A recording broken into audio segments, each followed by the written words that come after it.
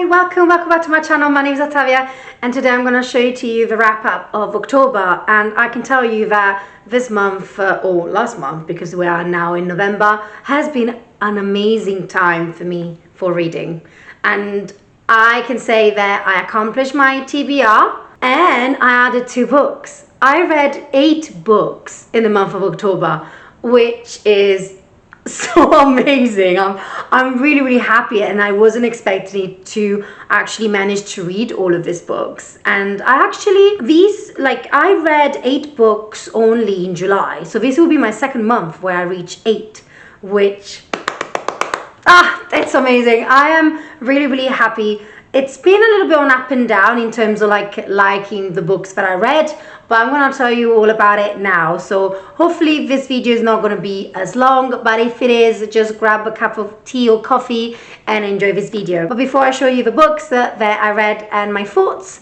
please like this video and subscribe to my channel if you haven't already, and if you like to see more of me, if you like my face, if you like my books, if you like my background.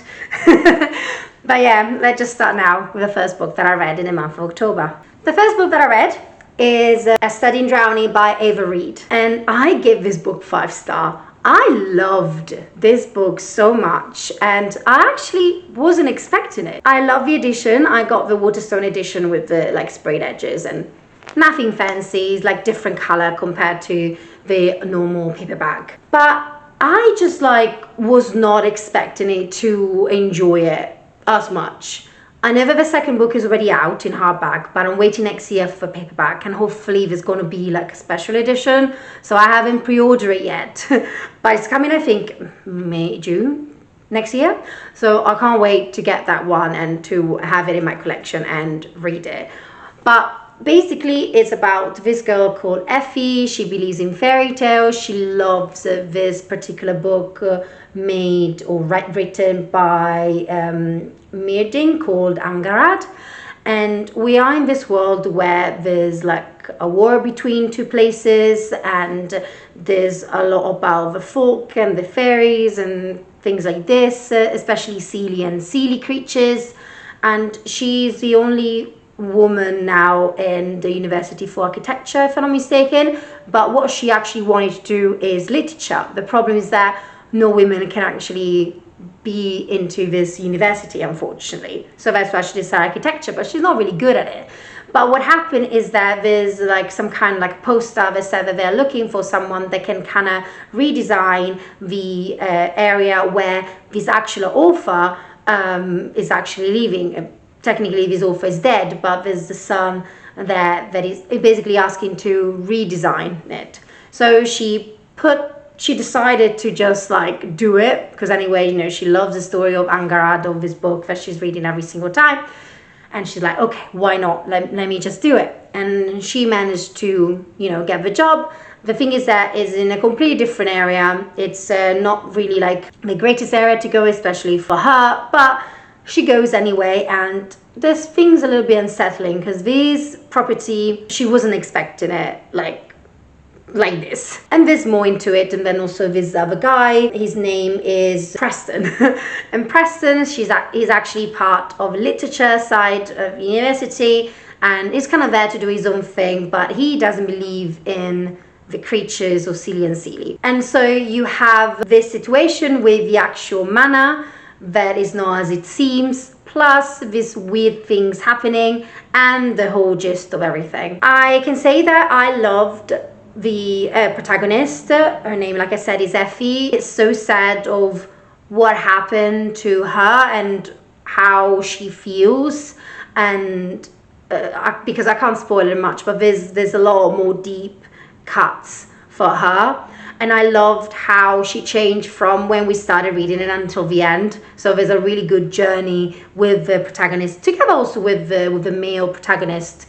I do like their relationship, and a little bit, not really enemies to lovers, but it's more to it, let's say. The ending, I was so shocked for how it was going to finish, because I'm now eager to read the second one. When I finished it, I was like, oh god, I need to read the second one, but I didn't want to buy the actual hardbacks because I want to have it like match. I don't like to have different ones. If it's hardback, it's hardback, it's paperback, unless the hardback, you know, I haven't catch it immediately and then I had to do paperback. But I really enjoyed it. Like I said, I gave it a 5-star, and it was a really unexpected love for this book. But if you want something eerie and with a little bit fantastical creature, this is the one for you. I actually preferred better this one than Emily's Wild Encyclopedia of Fairies, a lot more. So I'm actually going to read another book from Avery, which is coming out, I think, next year. And I don't remember another name, but I'm really interested to read more from her. And I know that she has other book out, so I might grab it because the writing style was amazing. So first book of the month of October was great. Then I decided to continue a series, and I read the second book in the Ember and Viache series, A Torch Against the Night by Sabaa Tahir. So this second book, like I said, I give it a 4-star, not as gripping as the first book, but still a good story and a great interpretation of the character as well. Here we have a new point of view, which it was really nice to see. If you want to know more about my thoughts, I have a reading vlog down below if you want to check it out, where basically I read, basically I spin the wheel to see how many hours I would read each day, and this book was part of it. So if you want to check it out, I have it down below.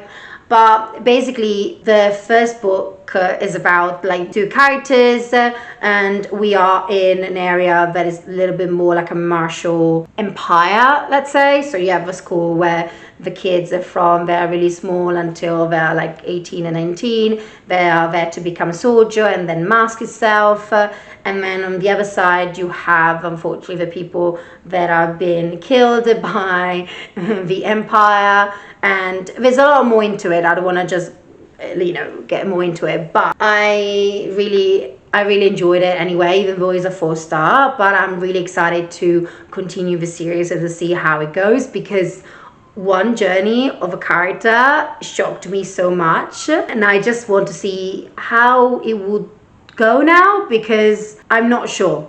There's a lot of things happening.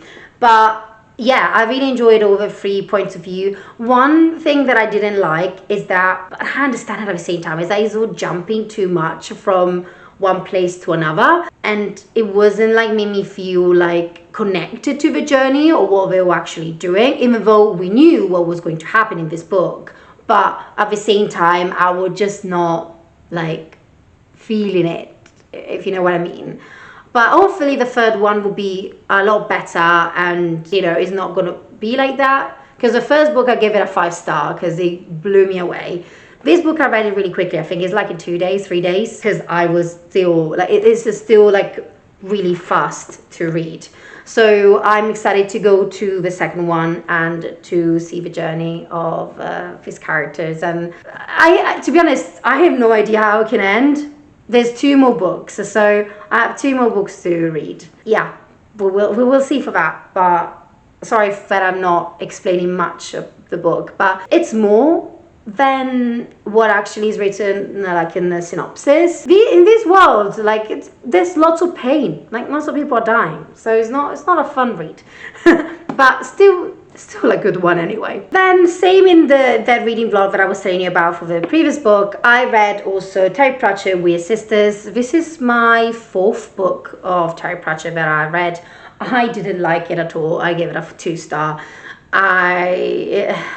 It's about these 3 sisters called Wyrd Sisters, and they're witches, and they're doing their own thing, and they usually like, they are not connecting to the actual politics or like anything that would happen around them. They're just doing their own thing. But then something happened in the area where they're living, and they're kind of like, they're helping to restore the situation that happened. But my boyfriend Sam gave it to me to read it. We kind of decided to have 5 books to read each, 2 for the end of the year. So actually this was my 4th read for that, and he really loved this one, but I didn't. The only part that I loved was where Death actually appeared, because Death is my favorite character.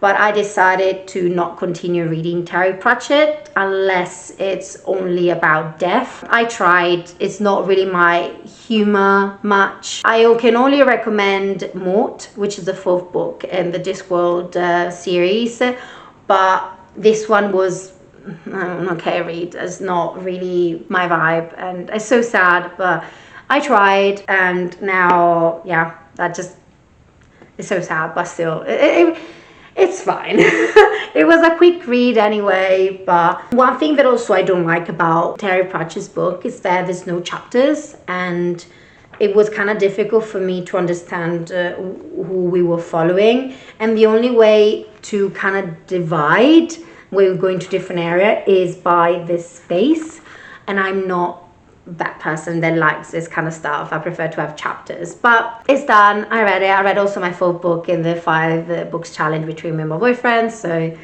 that's fine. It's done, but still not, unfortunately for me. Then same in that kind of reading vlog that I've done. This is the 4th book that I read, or 3rd book in that vlog, and it's The House at Watchill by Karen Mary Moaning. So I gave it a 2.5 3-star. I liked it, but I didn't at the same time. It was really easy to read. Writing style was fine, no problem with that. It's just like it wasn't what I expected. So we are in a modern world, and this girl, her name is Zoe. She her mother died in a fire, and she doesn't have any money, like she doesn't know what to do, like they're really like she's struggling a lot. Then she got contacted by someone saying that she has like long lost relatives, and she just had to go to this area called what's it called, Divinity. There you go to the house at Watchill and lives there for 3 years. If she lives for 3 years, she was gonna get a lot of money. If not, every year she gets like a certain like a percentage and stuff like that. So she has to be the one kind of deciding what to do, and she decided to start living there and to see how it goes, because she needs the money anyway to pay for a lot of stuff that she couldn't pay before. The problem is that this house is a little bit weird. The people there also are kind of weird as well, and she's also starting to be weird too. The story goes from there. The thing is that, I don't know, I thought that it was going to be like more like a horror style, things happening in there or whatever, but it's not. I mean, things are happening, but I wasn't expecting the execution or where it would go, because I thought that this would be like a series or trilogy or whatever, and I was like, oh, it would be like we're gonna follow her in the 3 years. No, this book is actually following only 7 days. 7 days where we get to know her, and also we understand what's happening to her and to the actual Divinity kind of city and the people around there, and yeah, and all that. But it wasn't what I expected it. So I don't think I will continue the series. She was also getting obsessed by this guy that she just had a random one-night stand, and she was continuing thinking about it in a way that she was like already in love, but it was okay. Nothing else to say, to be honest. It's an okay read. I wouldn't recommend it, but if you want something quick, then that's great, but if not really. After like 2 books that I didn't particularly like, I decided to start a journey and reading this book. I have already a reading vlog only and specifically only for this book, which is out. I can leave it down below. And I read Alchemized by Stanley Yu, and I loved this book. I gave it 5 stars. If you want to know more about my thoughts and my feels, please check that video out down below. I love this one. I have a limited edition, or like Waterstone edition, which I love, and I'm so happy that I love this book, because it would have been so sad if, you know, I would have completely like not liking it, because I loved it. This one, you've heard of it before, but this one was before a fanfic called Manacle between Hermione Granger and Draco Malfoy. So the author kind of get into it in here, but they're not them, but still you can kind of feel a little bit, you know, their story in a way. I didn't know at first that it was a fanfic. I just saw the cover, which I loved, and the synopsis. I was like, great, let me just get it. So I wasn't like, oh my god, I know everything about it. It's like, no, I literally went blank when I ordered it. And then when people started explaining it, I was like, oh, okay, that's that. This book is not for everyone. So if you don't like necromancy, alchemy, or any other things, there's a lot of trigger warnings at the back. So please read it before starting this book, because it's not like a easy read. It's quite a heavy one, and it's also quite slow. It's 1,000 and something pages, so it's a brick of a book. I read it like in a week because I just couldn't stop, and I read a little bit also an ebook, and I think that kind of what helped me a little bit more because I couldn't carry it around. But we are following this world where the actual villains won, and we have Elena Marino. She's kind of been trapped in this kind of area and stuff like that, and she got found out by the villains. The thing is that she does remember a lot of what happened to the actual resistant, because she was part of a resistant that unfortunately didn't win, and people are like really shocked because they are trying to enter her mind, but no one can actually see it. So what they do, because they think that she has lots of information, they are giving her to the High Reeve, so like this, maybe he can try to unlock it. And then she meets the High Reeve, and the story goes from there. This story divided in 3 parts. The first part is where, you know, she's trying to see like where she is and try to grasp things what's happening. The second part is going back in time and see exactly what happened, and then the third one is basically the ending.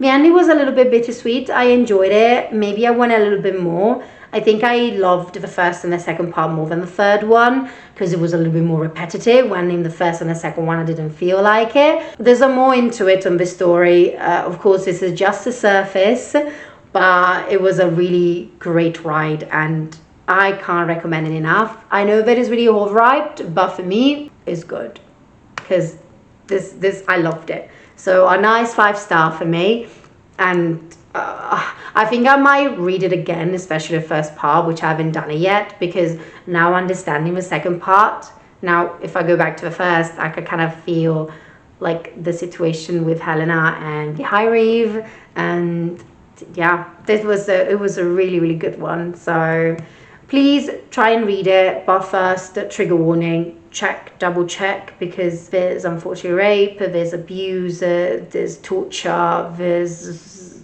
a lot of stuff. Okay, so it's not for everyone, so please do. But if you something that you're okay to read, go and read this book. Then after I read Alchemized, I needed something a little bit quick and easy. So I read The Full Moon Coffee Shop by Mai Mochizuki, translated by Jessie Kirkwood, and I gave it a 3-star. It was an okay book, not the greatest, but what I found out, which I didn't know, is that I didn't know that this kind of like astrological thing actually was real. I thought that the author just did it, because I have an app where I can kind of see my horoscope and stuff like that, and I didn't know that I had a chart like that, so it was nice also to see from my side. And basically it's about, there's a coffee shop that appears at full moon, and only for people that actually need it. So they need guidance, they need to understand what to do, and so they check the charts of your horoscope and just go from there. So we see like 3 stories that kind of connects to each other, and it was nice to see also the end in the epilogue, how it kind of all gets together. But it was a nice read, nothing crazy, nothing major, but especially after Alchemized, it was a pretty good read to read after that, because that's when I did my TBR of October. I was like, okay, let me get this one really small, and I'm gonna read it after Alchemized. So I did it, and it was the best decision ever. So yeah, I managed to complete my 6 books for October, which is great. So I have 2 more, like I said, because I read 8 books. So the next one I chose was Murder on Lake Garda by Tom Hindle. This is the only Tom Hindle that I have. I know that he has so many books like that, and I love also the covers because if you put them kind of together, they kind of connect. So I do like that aspect. I remember that I picked this one because they're talking about Lake Garda, which is a lake in Italy. Not really where I'm from, but it's kind of near, and I've been a couple of times, so I just wanted to see how it was. But I gave it a 3-star. Not the most amazing murder, mystery, crime book, but it was still quite nice to read, and something, you know, quick and easy just to read for a couple of days. And we have this wedding at Lake Garda near Castello del Fiore. I think Castello del Fiore? Yeah, Castello Fiore. We have kind of like, we see the first 2 days before the wedding and then the wedding. So it's actually quite quick to see when the murder happens and then who it actually is. We have these two families that they don't know each other, but there's a lot of drama, there's a lot of problems there, especially from like the groom side of one brother that doesn't want to be a part of their family business, and then on the other side for the bride's family, where the dad is dealing with stuff that basically he shouldn't do. So there's a lot into it, and you know that something happened at a wedding, and yeah. So it was okay, nothing crazy, nothing major, but it was nice to read after I read Alchemized, that I was still thinking of that book. Going to a book like this, it was perfect decision as well. So yeah, now we're done. And my last book is The Dreamweavers by Barbara Erskine. This is my third book by this author. I really enjoyed 2 books from her, which is called The Ghost Tree and The Darkest Hour. And I didn't enjoy this one as much. I gave it a 3-star, which I'm so sad about it. Yeah, so what Barbara Erskine usually does, she basically in her books, you see the past and then you are in the present, and then there's like some spiritual ghost around, and usually there's a person that kind of helping them pass, maybe from, you know, to go to a paradise and something like that. So in this era we are in the present, where this author decided to write the story of King Offa, and you have also Beatrice. She's married to a priest, but she actually can speak with ghosts, and she kind of helps them go into a different dimension, let's say. And then in the past, we are actually in the 700s AD with King Offa, and especially we're following one of the daughters called Edba, and the story goes from there. One thing that I didn't like is that you have chapters, which is great, but then in the chapters you have the same kind of space and you change point of view. The thing is that we had so many point of views that sometimes for me was a little bit too much. I just didn't enjoy it. I don't know, I didn't feel connected with the characters, even the past one, even the present one. It didn't grasp me. The other 2 books from her gripped me so much that I was invested. I cried in those 2 books. I was afraid of things that might happen.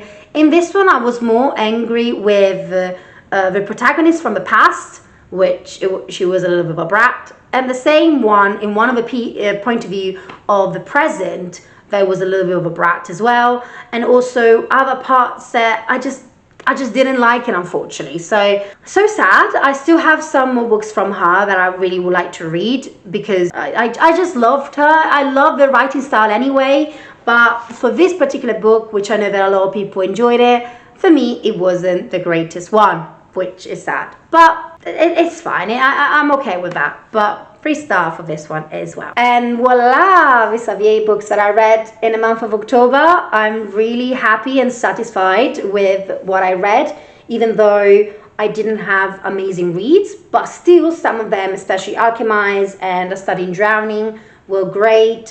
Yes, so we have this one 4-star, then we have a 2, 2.5, and then here just a 3. But still nice, like a little bit spooky in some areas, because, you know, the ghost, the murder mystery, the other ones as well. So quite nice and fitting for the month of October. Anyway, let me know if you read any of the books that I mentioned, or even any books that you read in the month of October. Just let me know, leave it down below. And yeah, I'm really happy for October. Like 8 books is crazy. But anyway, thank you so much for watching. I hope you enjoyed this video. Please like the video, subscribe to my channel if you haven't already, and I'll see you in my next video. Bye, ciao.